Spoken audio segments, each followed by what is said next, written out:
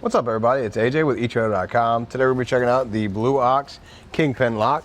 It's going to go right here on your Kingpin. It's going to deter any theft because it's going to cover up the point where you contact and hook up to your fifth wheel. So with this on there, nobody can hook up to this when you're not around. Let's check it out.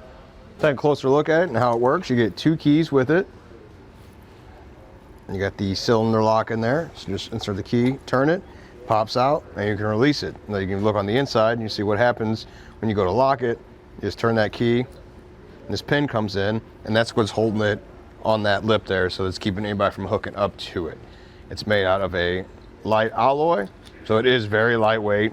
I like that it's not super heavy to use, and it's got an epoxy coating around it too, so that's going to help it hold up to the elements when you leave it outside, because you're just going to put this on when you're going to leave. You push the pin in, turn the key, it releases the key, and this stays in there like that, and it's attached. Obviously, no lock is perfect. So really, it's a theft deterrent because people are going to be walking down the line. They see yours that has the lock. They're just going to probably skip it and go to one that doesn't have a lock. But I will say it stays on there pretty good. You can shake and pull on it. I'll show you there's no cracking or any issues. It doesn't seem like it's going to slip off there. It's on there pretty good.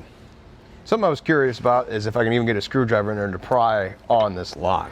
So we're going to give it a shot. Looks like I can pry in from there. It does fit, and I could push down from right there, but it's not getting too much of a grip. And you can see as I do that, it's not going anywhere. It's pushing it down, but this is going to slip out before it actually pushes it out. And something I want to point out at the bottom is that the Kingpin head here fills up that whole space. So there's no gap in the bottom to get a screwdriver to get more leverage. So I kind of was impressed by that part. You see, you can, oh, looks like I found a little bit right there, but it isn't much at all. It'll slip out right away when I try and get that in there.